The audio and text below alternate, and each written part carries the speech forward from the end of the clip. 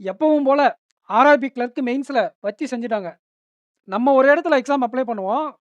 நமக்கு கனெக்டிங்கே இல்லாத இடத்துல அவங்க சென்டர் அலாட் பண்ணுவாங்க. இதத்தான் நான் போன வீடியோல சொல்லியிருந்தேன். பெண்களுக்கு பிரச்சனை இல்லங்க. நெறைய பெண்களுக்கு அவங்க கேட்கிற இடத்துல சென்டர் போட்டுர்றாங்க. ஆண்களே தான் என்ன காரணம்னு தெரியல. மினிமம் ஒரு 5 டூ 7 ஹவர்ஸ் ஆச்சும் டிராவல் பண்ண வச்சுர்றாங்க. அப்ப மார்னிங் 7 ஏஎம் வேற எக்ஸாம். இதுல நம்ம நைட்டு ஃபுல்லா தூங்காம போயி எங்க இந்த எக்ஸாம பிரிப்பேர் பண்றது? எழுதுறது, நல்லா பெர்ஃபார்ம் பண்றது? இதுக்கு ஒரு மேம் கமெண்ட் பண்ணியிருந்தாங்க கமெண்ட் செக்ஷன்ல. ப்ரீவியஸ்ல அதோட ஸ்கிரீன்ஷாட் அவங்க நேம ஹைட் பண்ணிட்டேன். இங்க இங்க காட்டுறேன் பாருங்க, படிச்சு பாருங்க. நான் வந்து ஃபேக் தம்ப்நெயில் போட்டு எக்ஸாம் சென்டர் லாங் டிராவல் வராதுக்கு முன்னே நீங்க ஃபேக் கிரியேட் பண்றீங்க அப்படின்னு. ஏம்மா நாங்க இந்த வருஷம் ஃபுல்லா எழுதிட்டு தாம்மா இருக்கோம். எல்லா மெயின்ஸும் நான் எழுதிட்டு தான் இருக்கேன். ஒரு மெயின்ஸ் கூட நான் கேட்ட சென்டர் குடுக்கல.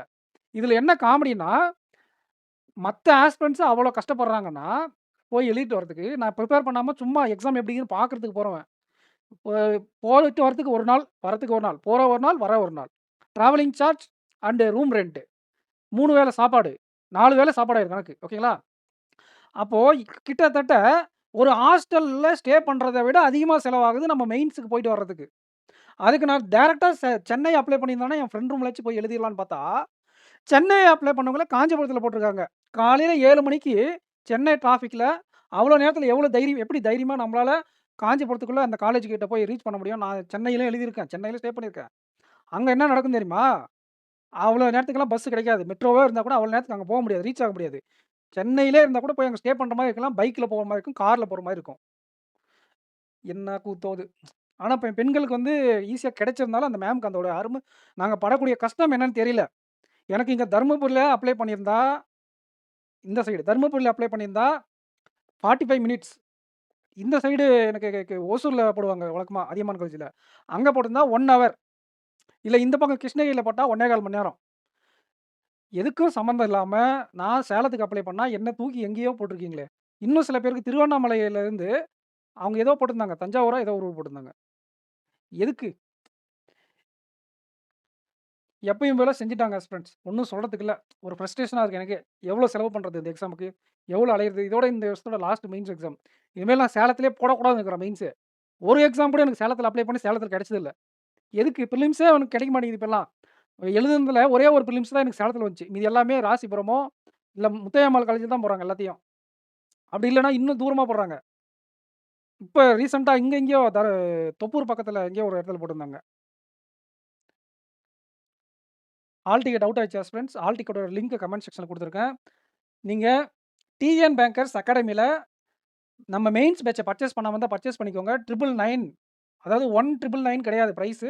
லான்ச்சிங் ஆஃபரா 555ல போய்க்கிட்டு இருக்கு. பிரைஸ் இன்கிரீஸ் ஆயிடும்.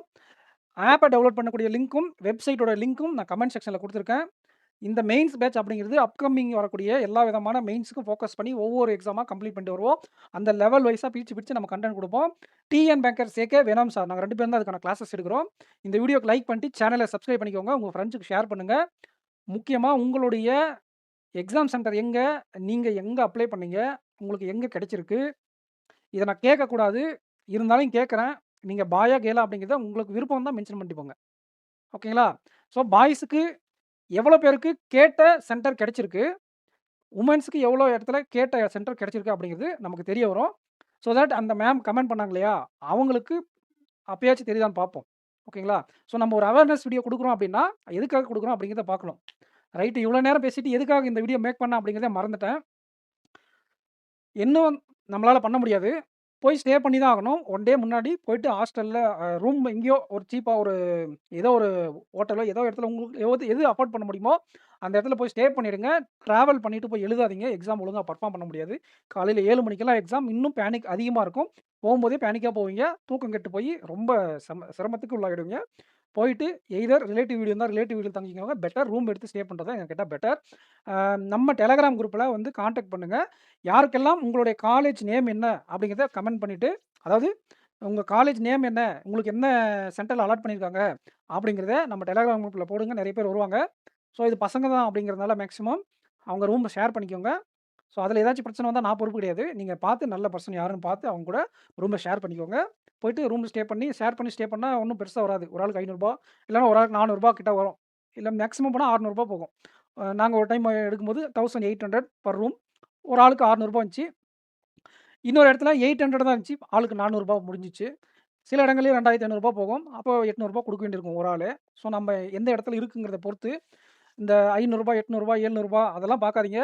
நமக்கு கோர்ஸ் வாங்குறதுக்கும், ரூம் நம்ம புக் பண்ணி, ஸ்டே பண்ணி படிக்கிறதுக்கும் 2த்துக்கும் கணக்கு பார்க்காதீங்க. 2மே ரொம்ப முக்கியம். சைடுல நம்ம ஒரு புரமோஷன போட்டோனே நினைக்காதீங்க. 555 அப்படிங்கிறத நாங்க இன்கிரீஸ் பண்ணிருவோம். எல்லாரும் குடுக்கக்கூடியத விட இது அஃபோர்டபுள் ரேட் தான்.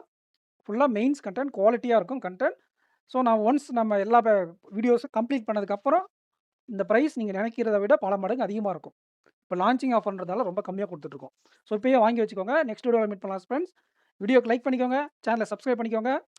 அண்ட் நம்ம ஆப்பையும், நம்ம வெப்சைட்லயும் உங்களுடைய ஐடிய ரெஜிஸ்டர் பண்ணி நம்ம கோர்ஸ பர்ச்சேஸ் பண்ணிக்கோங்க. Thank you friends.